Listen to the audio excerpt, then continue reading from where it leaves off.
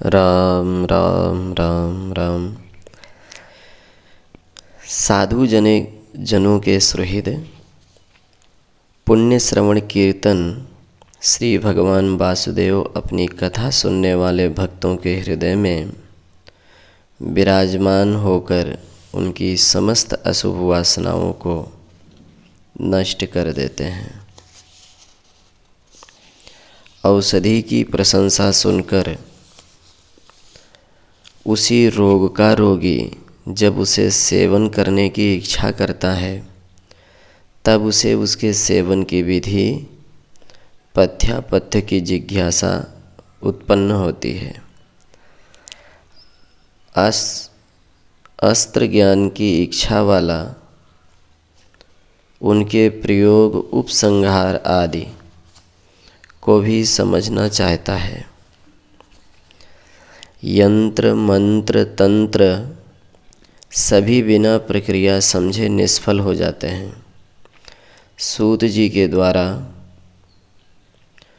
भागवत तत्व की ऐसी प्रशंसा सुनकर शौनक आदि मुनियों को भागवती कथा की प्रक्रिया सुनने की जिज्ञासा हुई।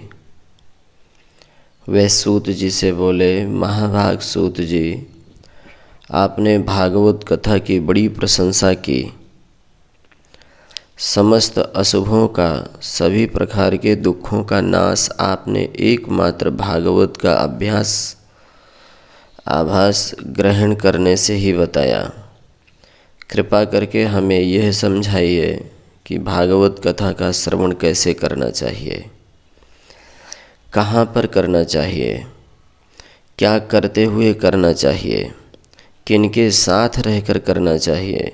इन सब बातों का तथा और भी जो इनके उपयोगी हों उन सब का यथावत वर्णन कीजिए। सूत जी, आपकी वाणी में रस है, हम सबको और कोई झंझट तो है नहीं, अतः आपके मुख से श्री कृष्ण कथा श्रवण करके हमें बड़ा सुख मिलता है।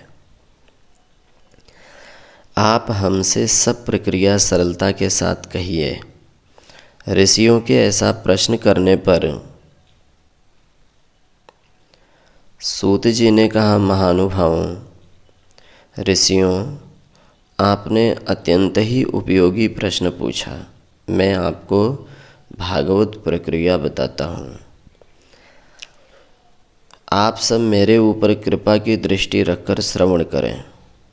जिस पुरुष को भागवत धर्म की जिज्ञासा हो उसको सबसे पहले उसमें अत्यंत रुचि का होना बहुत आवश्यक है, क्योंकि बिना रुचि के जो कार्य किया जाता है उसमें रस नहीं आता और नीरस कार्य बहुत दिन तक हो नहीं सकता। इसलिए सबसे पहले तो वासुदेव कथा में रुचि होनी चाहिए। आप कहेंगे कि मनुष्यों की स्वाभाविक रुचि तो विषयों में है। विषयों के भोगों को कोई शिक्षा नहीं देता, लोग उसे बिना सीखे ही जन्म जन्मांतर के संस्कारों के अधीन होकर करने लगते हैं और धर्म की तथा जप उपवास संध्या बंदन की इतनी शिक्षा देते हैं, प्रशंसा करते हैं, उनमें रुचि नहीं होती। आप कह रहे हैं कि रुचि के बिना कार्य होता ही नहीं है, तो फिर भागवत कथा में रुचि कैसे हो?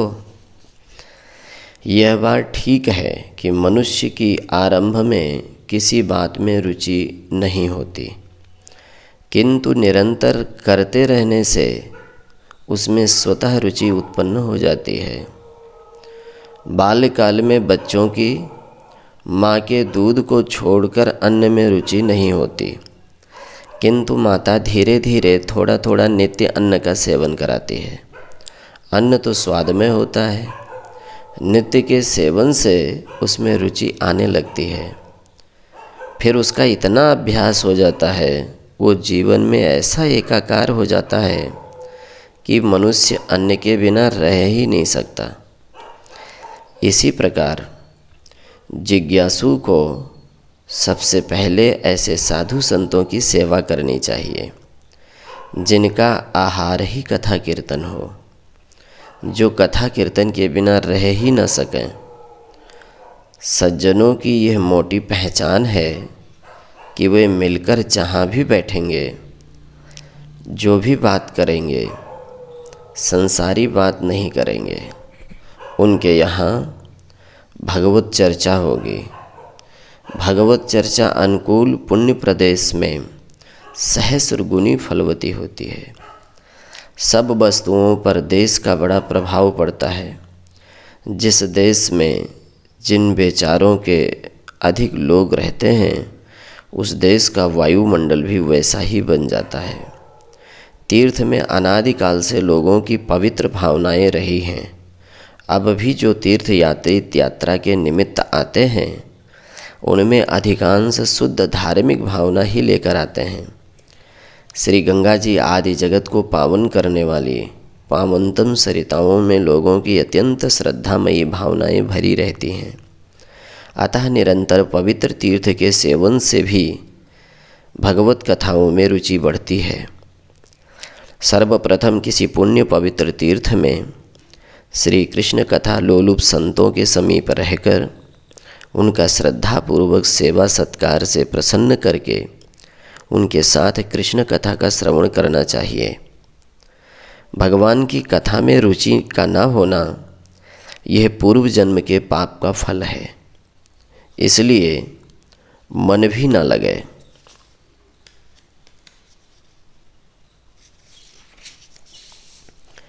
तो संतों के बीच में बैठकर बेमन से भी बिना समझे भी कथा सुननी चाहिए।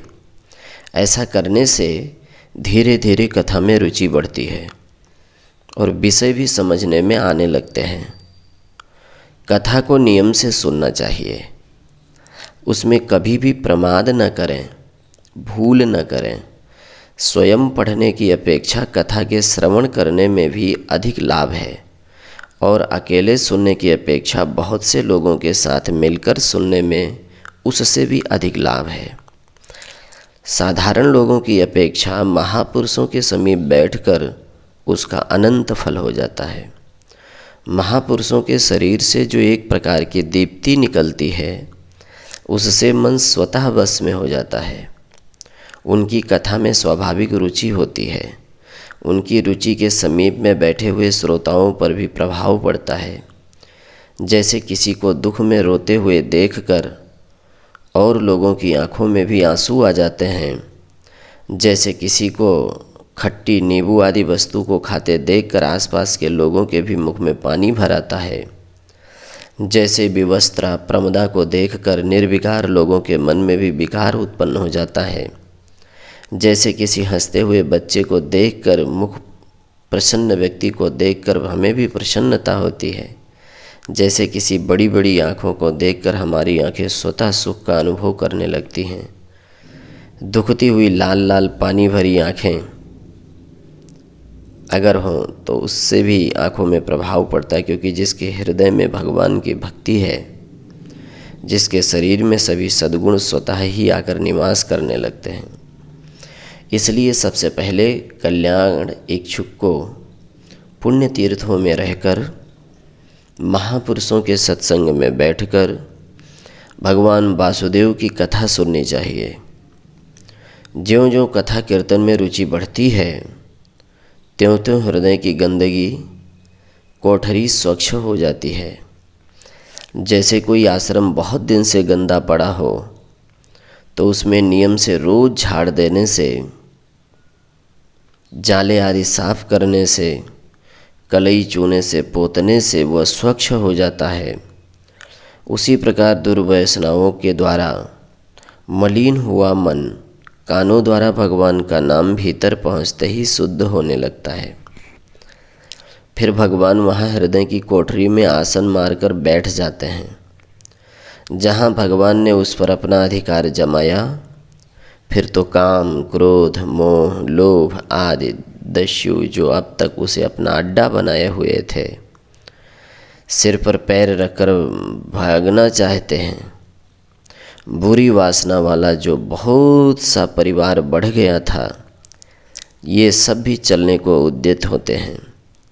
दुष्टों का विनाश करने वाले प्रभु अपना सुदर्शन चक्र लेकर उन सब का नाश कर देते हैं, जिससे ये फिर कभी ना आ सकें।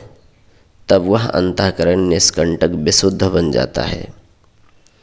अब तक जीव उन काम क्रोध आदि को भी अपना समझे बैठा था, उनसे ही प्रेम करता था। वे सब मर गए।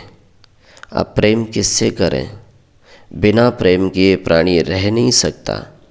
जब पुराने प्रेमी नष्ट हो गए तो पुते स्वच्छ घर में परम मनोहर मदन मोहन आकर बैठे हैं।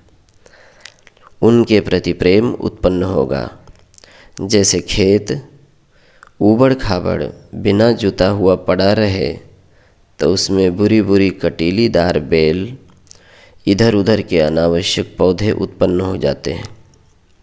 उसी खेत के जब उन अनावश्यक पौधों को काट दिया जाता है, उसे जोत गोड़ कर जल देकर सुंदर बना दिया जाता है और सुंदर सा बीज लाकर बो दिया जाता है, तो फिर उसमें उसी बीज के उत्तम अंकुर उत्पन्न होते हैं। उस अंकुर को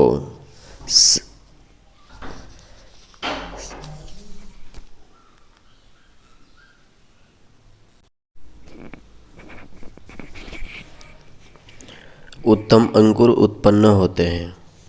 उस अंकुर को स्नेह सलिल से सींचते हुए उसके समीप के कूड़े करकट को हटाते हुए उसकी नित्य सेवा करते रहें तो उसमें सुमधुर सुस्वादु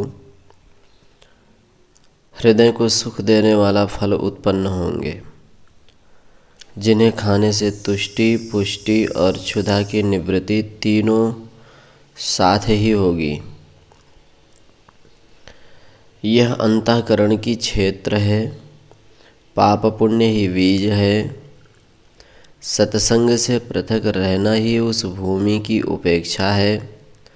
सत्संग ना करेंगे तो अनेक जन्मों से पापों का जड़ अपने आप जम जाएगी। यदि सत्संग रूपी कुठार से उसको स्वच्छ बना दिया जाए, साधु सेवा रूपी श्रम से उसे जोत और जोड़ दिया जाए, भागवत कथा रूपी अमृत रस से उसका सिंचन कर दिया जाए और भगवत भक्ति रूपी बीज उसमें बो दिया जाए, तो प्रेम रूपी फल उसमें उत्पन्न होगा। प्रेम फल कितना मधुर, कितना स्वादु है, कितना हृदय है, उसके सेवन से चित्त में कितनी निर्मलता और प्रसन्नता होती है, यह सब कहने की बात नहीं, अनुभव करने की वस्तु है। हृदय में भगवत साक्षात्कार होते ही सभी शोक मोह दूर हो जाते हैं। हृदय के कोने कोने में जो ग्रंथियां पड़ी गई थीं, वे सब तड़ाक तड़ाक अपने आप खुल जाती हैं। सभी प्रकार के संशय छिन्न भिन्न हो जाते हैं। जितने पाप पुण्य आदि कर्म हैं, वे सब अपने आप भस्मीभूत हो जाते हैं।